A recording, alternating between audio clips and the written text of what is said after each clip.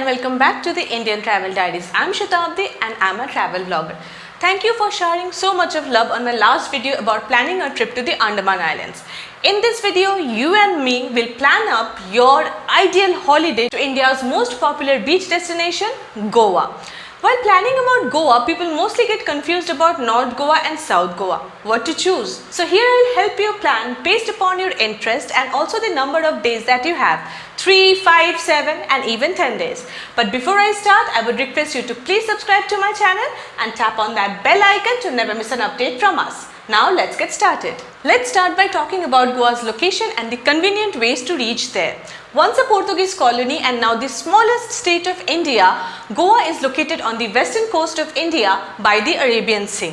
Goa is well connected by rail, road and air with major Indian cities. Its main railway station is in Margao. By road, you can drive your own car and enjoy the scenic beauty of the Konkan region.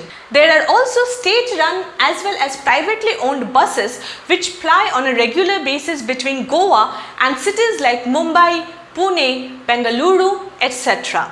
Goa has an international airport as well, which is well connected with cities all across the world, including the major Indian cities. Let's make a checklist to plan up that Goa trip. North Goa or South Goa? Things to do there. A proper itinerary. Accommodation according to the itinerary. Transportation and also places to eat. Goa is such a place which has a lot to offer to the traveler, be it history, be it leisure or be it adventure. The major decision that you have to make about the Goa trip is North Goa or South Goa. To answer to this question, ask yourself, what do you seek? Party or peace? All the major clubs of Goa like LPK or Love Passion Karma, Club Cabana and Tito's are in North Goa. Even the casinos of Goa are in the north. So if party is on your mind, then North Goa is the place for you. South Goa on the other hand is about peace and serene natural beauty. It's about me time or family time with your loved ones. So if this is what you seek from the trip, then South Goa is the place for you. So this is the major difference between North Goa and South Goa. If you want to know about the further details, check out my video on North Goa versus South Goa by clicking on the I button here. Now let's move on to the next section. Things to do there. While in Goa, do not miss out on the adventure water sports activities like parasailing, banana boat ride or jet skiing. Talking about parasailing, there are multiple beaches in both North and South Goa where you can enjoy this adventure water sport. Although the price vary a little, the price of parasailing in South Goa is a little more as compared to North Goa as the flying time is also more. Goa has got some of India's most beautiful beaches, be it the Mandaram and Ashram beach of North Goa or the Palolem and Butterfly and even Kola beach of South Goa. While in Goa, you can be full on Susegad, full on chilled out. There are numerous beach shacks on the popular beaches of Goa where you can chill out with your friends and family. Check out my video on the best beaches of Goa to know about some of them before you go there. Apart from its beaches, Goa also boasts about its history. The beautiful churches of Velha Goa, built during the Portuguese rule, are spectacular and you should not miss out on them no matter if you are staying in North Goa or South Goa. There are also Portuguese villas and spice gardens that you may visit for an exceptional experience in Goa. Check out this video about things to do in Goa beyond its beaches. Now let's move on to creating the perfect itinerary. If this is your first trip to Goa and you have about 3 days, then North Goa should be your destination. During the 3-day trip, visit the Chapora Fort, which was made famous by the movie Dil Chahta Hai. Along with the churches of Velha Goa, the Immaculate Conception Church of Panjim and the Fontainas. Chill out at the popular beaches of North Goa like Anjuna and Arambol or Baga and Calangute. Party a bit or maybe just chill out on the beach shacks. If you have about 5 days, then add Reis Magos Fort to your itinerary. This is the only fort of Goa which was restored properly and gives you a glimpse of the colonial forts of India, along with beautiful views of the Mandovi River.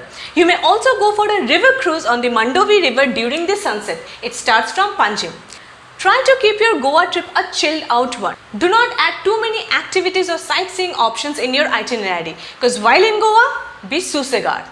Now if you have approximately 7 days, then split your stay between North Goa and South Goa. And if you are doing this, then do not miss out on going to Cabo de Rama Fort, which I believe is one of Goa's best kept secret. Experience parasailing in Kolva beach of South Goa. Also, my favorite place to eat in Goa is also in South Goa, which I'll tell you about in the places to eat section. If you have about 10 days, then add the Spice Gardens of South Goa in your itinerary. It can be an enriching experience knowing about the spices of India which brought the Europeans to India in the first place. Live through the colonial moments in a Portuguese villa or go for a dolphin watching boat ride to Butterfly Beach from Palolem Beach.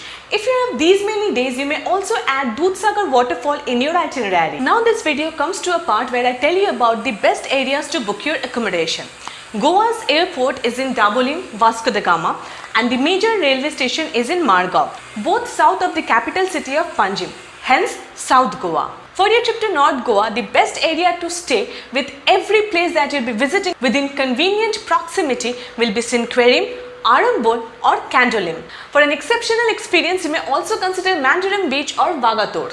For South Goa, choose Kolva, Agonda or Palolem. For an exceptional experience, you may also choose to stay at Kola Beach or the resorts near Cabo de Rama Fort. With the hotel booking portals, it's extremely easy to look for the stays in the recommended areas.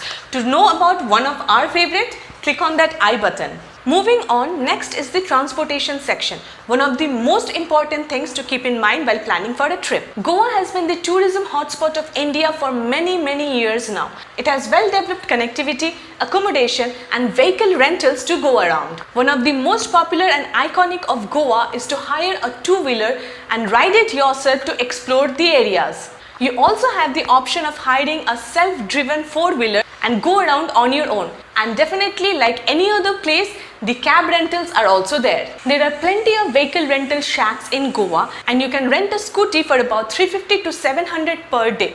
The price range remains this no matter which season you are going there. Self-driven four-wheeler will cost you between 1000 and 1500 rupees per day depending upon the car that you are choosing and also the season you are there. Cabs will cost you somewhere around 3500 to 4000 per day depending upon the distance that you are thinking of covering and the places that you are visiting. You may also go to South Goa from North Goa in a bus. There are plenty of them as well. This video will be incomplete without a mention of the places to eat in Goa. Goa being a beach destination serves flavorful seafood and if you are a non-vegetarian, you should not miss out on them.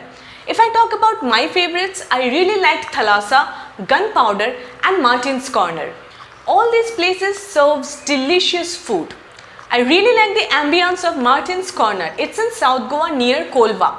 Try out king crabs and pork chops there. For more information, check out this video. So that's all in this video. I really hope that you were able to take notes and plan up your perfect holiday to Goa. If you have any further questions, please let me know in the comment section below. Before I take your leave and promise to see you again next Wednesday, please subscribe to my channel and share this video with your loved ones. Until next time, bye-bye.